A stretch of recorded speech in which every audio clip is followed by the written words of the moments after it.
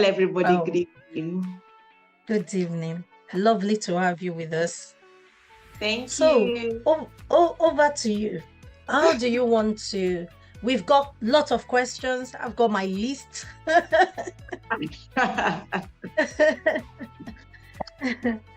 So, yeah. Yeah, let me do this for you. Yeah. I had to hide myself. I have two kids, so Okay. I don't talk about this Uh, where they come. So I yeah, had to I'm hide using myself. earpiece as well. But I said, okay, let's keep them out of this conversation. So we are ready to have it with them. Yeah. Yeah, Okay. yeah, absolutely. I would like to share my screen. Yes, Oh you my God. can. I think I don't you've know what made I'm doing. Can you still see me? Yes. We can see you, yes. Okay, I flipped. Oh, okay. I flipped the phone, so I was trying to look for my screen. All right. Okay. Hmm, share screen. I'm not used to using my phone for this, so Right. it's new to me, Okay. but I have to make it work. Yeah. Right. Mhm. Okay, can you see my screen? Yes, we can.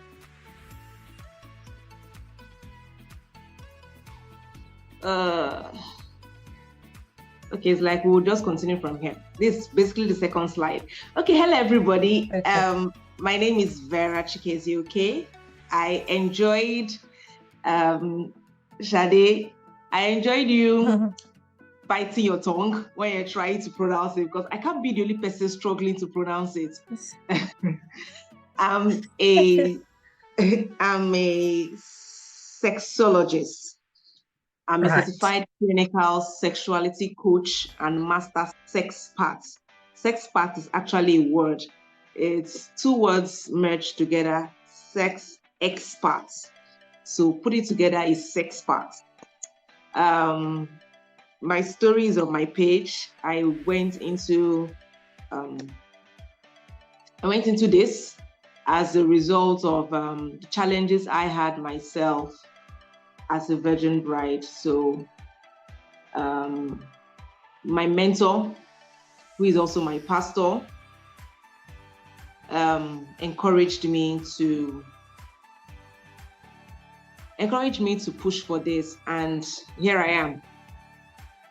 It's exciting, and the joy about it is when I see couples that start the way I started, or maybe didn't start the way I started, but have challenges, and then they get to start enjoying it. So let's get right into it. My topic for today, even though my first slide refused to show, is igniting the fire in a sexless marriage. Can you all hear me? Because I really can't even see me. Yeah, we can hear you. Yes, we can hear you. Okay.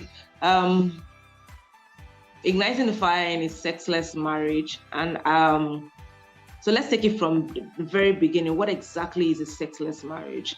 A lot of people would say a sexless marriage is a marriage that doesn't have sex. But I beg to differ, because over time, I've met people that started well, or seemingly started well, and along the line, it starts delving down. It's no longer as frequent as it used to be. It's no longer as fun as it used to be, right? So every couple has their own definition of a sexless marriage. Some couples experience it in a certain phase. Some actually experience it for a long period of time until they seek help, right? So a sexless marriage is either a marriage that has no or low sex. So if you would normally have 5 times a week, and then the frequency drops from 5 to a 3 or to a 2, right? it's safe to say that you are in a sexless marriage, because by the time it starts dropping from 5 downwards, there are already issues on the bed, and then one person is getting upset and the other person is wondering what's happening here, right? Okay. First thing I always tell my people is sex is beautiful, sex is amazing, sex is a gift from God to we married people, right? And says the blessing of the Lord maketh rich and added no sorrow. That means that we should enjoy it. If sex is a gift from God, that means it's for enjoyment. We are to enjoy it. So if you are not enjoying it, then there is a problem. So sex should be enjoyed and not endured. Then going into a sexless marriage, every married couple experiences it as one phase or the other in their lives, in their marriage. Let me not just say their lives, in their marriage. Every married couple experiences it at one phase or the other in their marriage. So first things first, if you are experiencing it, you are not alone. That's one thing the devil tries to do. First isolates you. So when he puts you in a cage and makes you feel that it's only you this thing is happening to, you're the only person that God does not love. You're the only person that, you start questioning God's love for you. You start questioning who you are in Christ. You start questioning your spouse's love for you. Then he has finished his work. The moment he gets you to question who you are, question God's promise to you, then he has finished his work. I mean, that was what he did to Eve. So it's his modus operandi. The first thing he did to Eve was to make her question, did God really say? Right. So the moment he gets you, isolates you, and starts feeding you with thoughts, then he has won. So first thing I would like to say to you here is that you are not alone. You are not the first person. You would not be the last person. But the fact that you are here is a step in the right direction. So kudos to you. Okay, so these are 8 reasons for lack of sex in a marriage. Number 1 is health issues. So I tell couples that health is wealth. I also tell couples that if you're not physically fit, you cannot enjoy sex, because you need your body. You need your body in full function to be able to enjoy sex. Another reason for a lack of sex in marriage is unmatched libido. So libido is the desire for sex. Now, scientifically proven, men have a higher libido than women. Yes, some people will want to argue it. Some women will say, oh, my libido is higher than that of my husband. That doesn't make it a principle. Men have a higher testosterone than the woman. Are there women who have higher testosterone than the man they are married to? Yes. But that does not say that women have more than men. Scientifically, men produce more testosterone than the women. So first things first, we are not even on the same level. One person's libido is higher than that of the other. So unmatched libido, when the libido is not, it can never be equal. That's why we use unmatched. Now, and the libido is not, when both parties are not ready or willing, right, to meet up. That's where you start having a problem. So if one has a higher libido than the other and basically demands more sex than the other, if you notice, I'm not using any of the genders. I'm saying one or the other because it could be either or, right? So when one person has a higher libido than the other and is not willing to make willing compromises, right? Not willing to bend backwards or bend forward for his or her spouse, then there is a problem. So the one that has a higher libido starts feeling unsatisfied.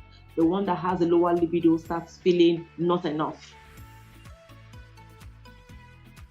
So when you find yourself in such situations, the desire for the sex is not even there. Sorry, sometimes I switch to pidgin. Praise God. Now, another reason for lack of sex in marriage is life transitions. Presently dealing with a couple right now where the man complained that his wife is no longer interested in having sex with him. And I was very particular about the terms he used, about the word he used. He said no longer. That means she used to be. So what happened? When did you start noticing the changes? He said since they moved to the UK. Now, not to go into a lot of details, but transitions, moving from Nigeria to the UK, moving from her comfort zone to start life afresh in another country. The weather probably is not favorable yet for her, or she has not acclimatized to the weather. And then, trying to get a job, trying to settle down, or maybe she just had a baby, or maybe lose a loved one or something, right? Life happened.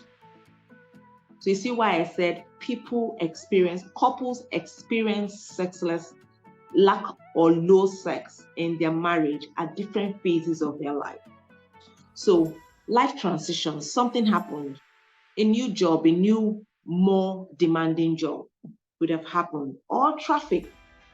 In Nigeria here, Lagos traffic, it's not for the faint-hearted, right? Another reason for lack of sex in the marriage is communication issues. Now, I'll go back to the libido, unmatched libido. One person has a higher libido and the other person's libido is not really as high as that of the other, right? And they're not able to properly communicate what the issues are. Or you're not able to communicate your wants, your desires, your fantasies. What are these things? How do you want to have sex? What does sex mean to you? I've had couples where I sit in between both of them and the wife has no clue when I ask the question, what does sex mean to you?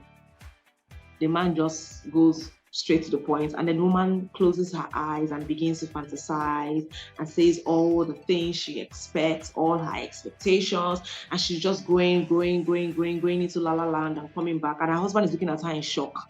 Like, I've been married to you for 8 years. I have no clue any of these things. So, of communication, or improper communication, or insufficient communication. I always say, I define communication as what you say, how you say, when you say, to whom you say it, until there's a mutual understanding between the parties involved in communicating.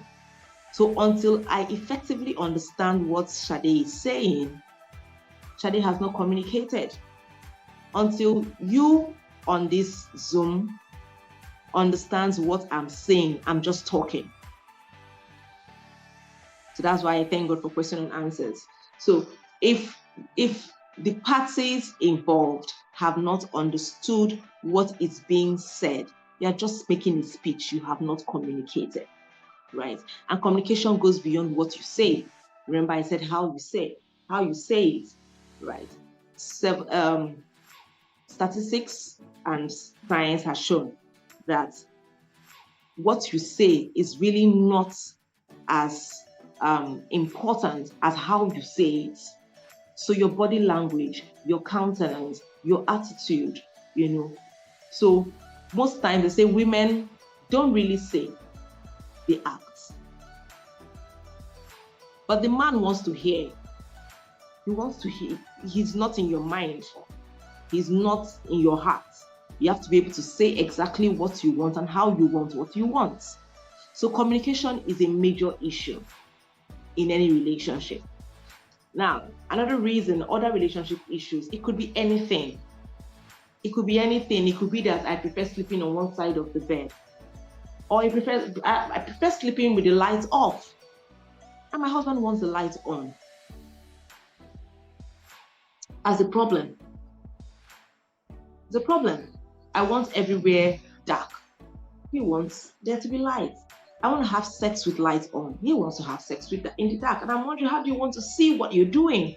How do you appreciate what you cannot see? Right. These are other relationship issues that cause the dwindling down of your sex life in marriage. Another reason is hormonal changes, mostly in women. The woman gets her period, her hormones are raging, she's in no way in the mood for anything you're saying or anything you want to do, right? Her body just shuts down. Oh, she's now ovulating. She's high. She's ready. She's ready to go between the sheets with you. She's ready to do every and anything with you. And you're like, who is this? Just yesterday, you were saying no, and now you're all over me, right? Sorry, sirs. It's just us. That's how we women are. It's really not so much about how we are. It's the hormones inside of us, right? Oh, she gets pregnant. Now, pregnancy is a different ballgame altogether. Different women react differently to pregnancy, and it's still as a result of hormones. Now, some women are on this end, the end that says, don't even come near me. Another batch of women are on this end that says, you know what, I'm ready to take you from the door, right? So they're either don't or let's roll, right? It's hormones. Hormonal changes could be anything, could be your diet, it could be what you're eating. Or for women trying to conceive, being pumped with fertility drugs, being pumped with hormone, again, these things affect the body. It also affects her libido, right? Another reason is mental health issues. Now, this is really, this is really, really, really downgraded on this side of the world. I'm in Nigeria.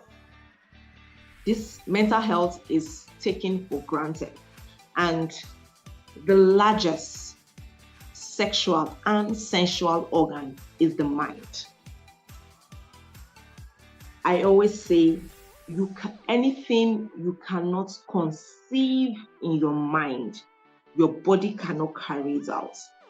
Your body carries out what your mind asks it to. So when you shut your mind, your body cannot carry it out. How do you shut your mind? You're stressed. And you're like, you know what, I'm not even in the mood for anything. Stress. Another thing is also infertility. Now you're focused on having children. It also means that you're supposed to focus on doing what you are supposed to do to have children. But it's funny how people that are trusting or trying to conceive have less sex than people that are just having fun. So the mind is a major issue. The mind is a major issue. What is in your mind? What are you thinking of? Science has proven to us that 7 out of 10 thoughts on the man's mind is sexual. And 0 out of 10 thoughts on the woman's mind is sexual. So the man is thinking of sex, the woman is not thinking of sex at all. That's another reason why you may be experiencing lack of sex or no sex at all in your marriage. Then medication, antidepressants, diabetic drugs for diabetes, drugs for for sleeping medications. So steroids, all these things affect the body. It affects the libido. So if you see why I started with health at the beginning. If the physical health is not top notch, or if the physical health is not in a good state, it would affect your mental health, which will also affect your sexual health. So your physical health affects your mental health, that affects your sexual health. Now, some of these medications are not self-imposed, right? Most of these medications, so a diabetic patient did not make him or herself diabetic, right? But had to. So the person is diabetic, and some of these drugs have been prescribed for this person. So the person has to take the drugs. Now, you're taking these drugs, it's affecting your production of certain hormones that are supposed to speed up, or that are responsible for the libido. So if this is, so it's directly proportional. If this is increasing, this is inversely proportional. I'm sorry. If this is increasing, this is decreasing, right? So these are the reasons for low or no sex in marriage. Another one I would like to mention is infidelity. And I think the reason I didn't put it here is because infidelity also affects the mind. So it's also under mental health, right? So if a spouse has cheated, and I use cheated because a lot of people think that cheating means you've had sex with somebody outside of your spouse. No. You start to cheat when you spend time, money, emotions that you were supposed to spend with your spouse with somebody else or something else. You are cheating on your spouse. So having sex with the person is just the last straw. Because before you get to have sex with the person, you've invested your time, you invested your emotions, you invested your money, you've invested your intellect. These are the things that you're supposed to be spending on your spouse. You are spending it on someone that is not your spouse. You have cheated. Now, both the cheats and the victim. Now, the victim is the spouse that was cheated on. Both the cheats and the victim would not be okay, right? Because for this person to cheat on his or her spouse, he or she has already detached from the spouse, mentally and otherwise. Now, the spouse that was cheated on now starts feeling, so where did I go wrong? What did I do? What am I not doing that could or that would have made my spouse seek succor outside of me, right? So you see, it still comes into mental. So now this now affects the person mentally, that now affects physically too, because I mean, the moment you have been cheated on, you really don't want to share your body with that person, not even at that time. So when that happens, now you see that the sex part of it starts dwindling until it goes to zero. All right. I'm sorry. I'm still trying to understand this thing I'm using. You're doing great. Thank you, Vera. Okay, so let's go into tips to revive sex in a sexless marriage. Make time to talk about sex outside of the bedroom, which I tagged communication. Now, talking about sex outside of the bedroom, I usually say it's not just talking about sex, it's actually doing sex outside of the bedroom. Basically trying to have physical contact with your spouse outside of the bedroom. Now, we have been programmed that sex is for the bench. We've been programmed that sex is for the bedroom. We've been programmed that if it's not on the bed, it's not sex. We've also been programmed that if it's not penetrative, now if penis has not entered vagina, it is not sex, right? So we need reprogramming. We need reprogramming. So make time to talk about sex outside of the bedroom. Do things outside of the bedroom. No pressures. Increase physical affection. Take the pressure off. Social media is good and is bad and it's pressure. Take the pressure off. Take the pressure off trying to impress each other. Take the pressure off traffic. Take the pressure of being a superwoman. Take the pressure of being Jehovah Jireh. Yes, I'm talking to the men that you've been told that, oh, you need to provide. And then on this end of the world, they translate it as they are the sole providers of the family. So take the pressure off being Jehovah Jireh, because you are not Jehovah Jireh. You are just his son.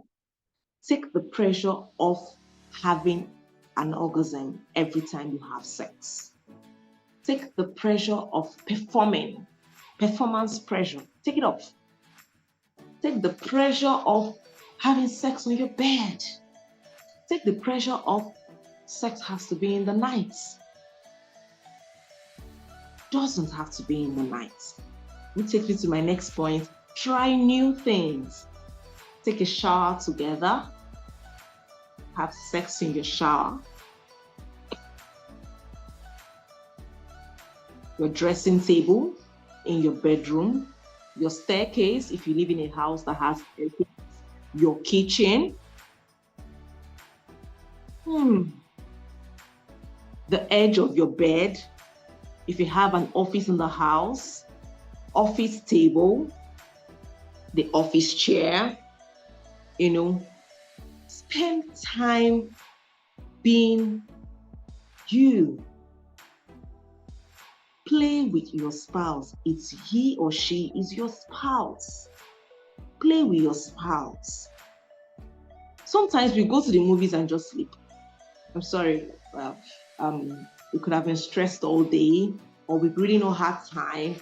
Or another way to take the pressure off is pressure of having sex in your house. Another way to revive sex is scheduling it. Now, a lot of couples don't like to hear scheduled sex. Oh, it's mechanical. Oh, it becomes automated. Oh, it's no longer fun.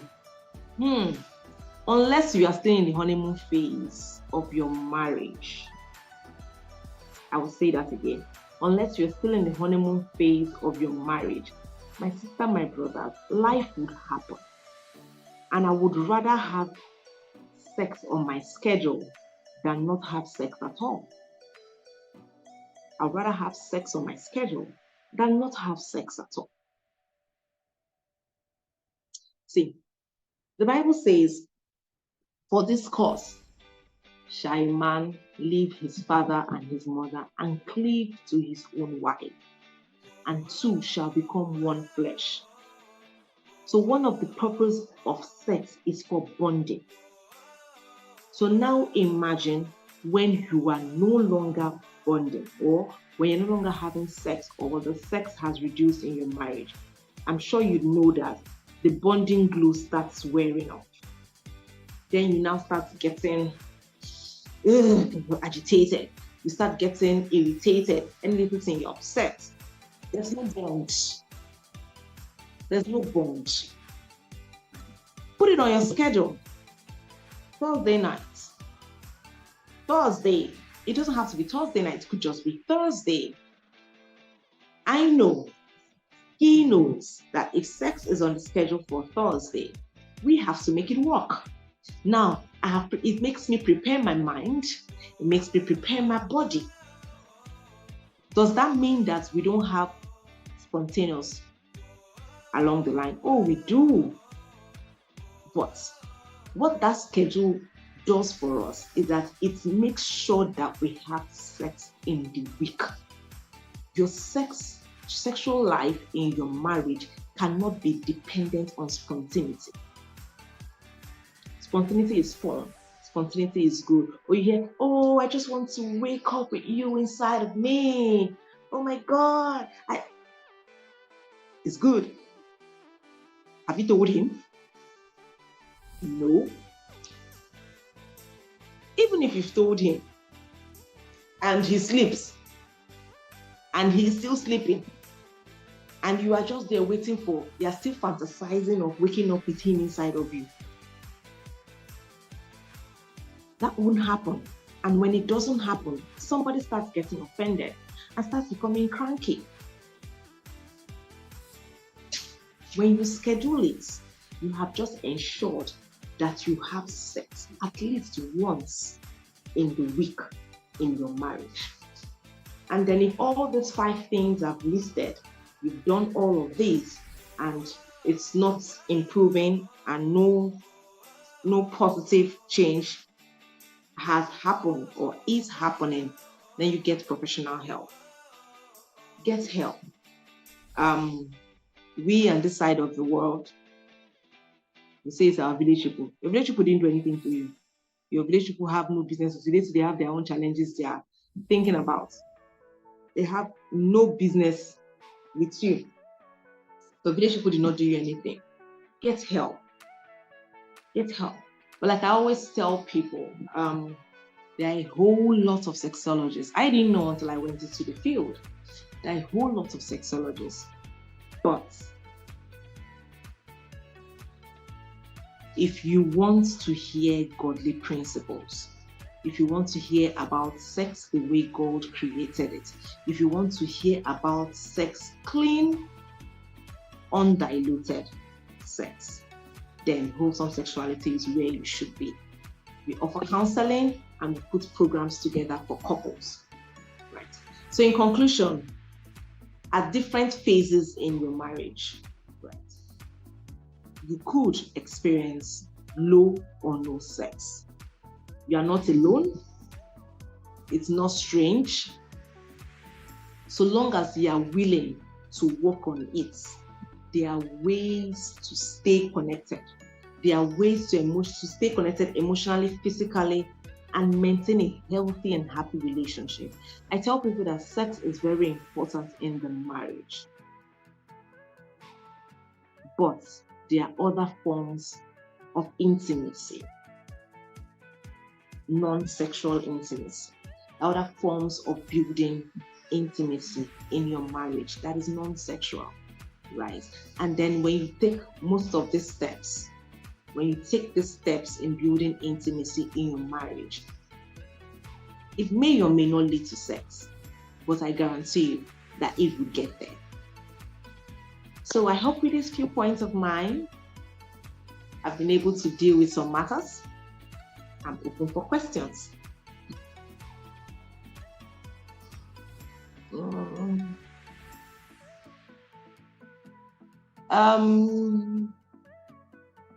Thank you so much, Vera.